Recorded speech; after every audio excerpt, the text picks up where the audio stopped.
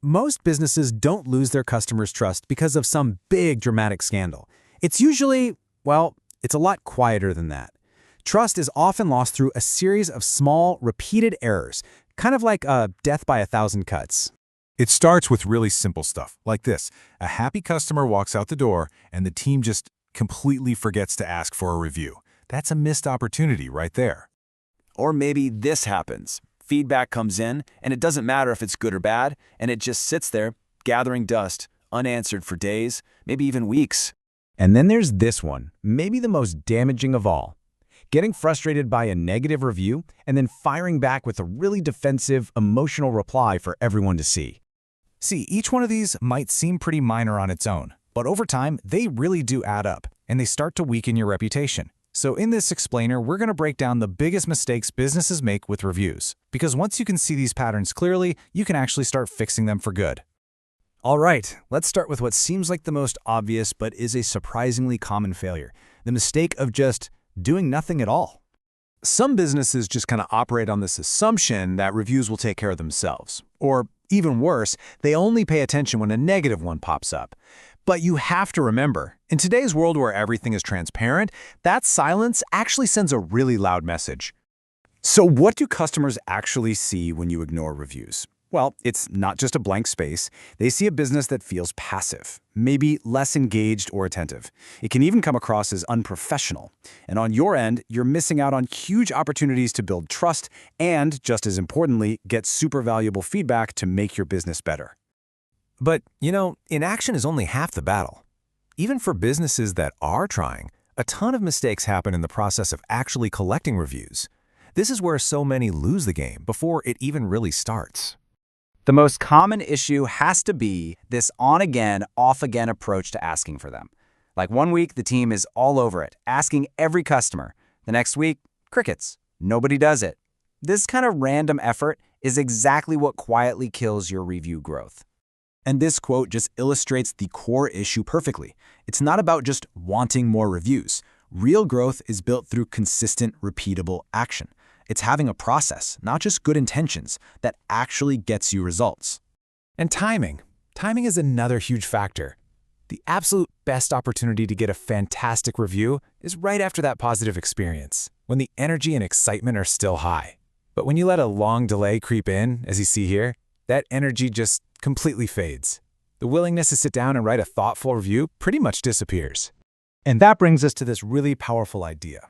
Even if you ask at the absolute perfect time, making the process difficult is a guaranteed way to lose that review. I mean, if a customer has to go hunting for a link or click through 3 or 4 different pages, they're just going to give up. Simple as that. Okay, so let's say you've done a good job and you've got some reviews coming in. Awesome. But the next set of mistakes happens in how you respond, and this right here is such a critical moment where trust is either cemented or completely shattered.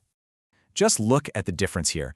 A generic reply like, "Thanks for the feedback." Yeah, it's polite, but it's so weak. It feels automated, right? Now compare that to the strong reply. "Thanks, Sarah. So glad you enjoyed the spicy ramen." It's personal, it's specific, and it shows you actually read and listened to what she said. And now, we get to one of the most damaging mistakes a business can possibly make, especially out in public view. When a business feels criticized, that gut instinct can be to get defensive. This is so important to understand. Future customers aren't just reading the original complaint. They are watching, literally watching, to see how your business behaves under pressure. Arguing with the customer, blaming them, trying to win in public, that can destroy trust way faster than the negative review ever could.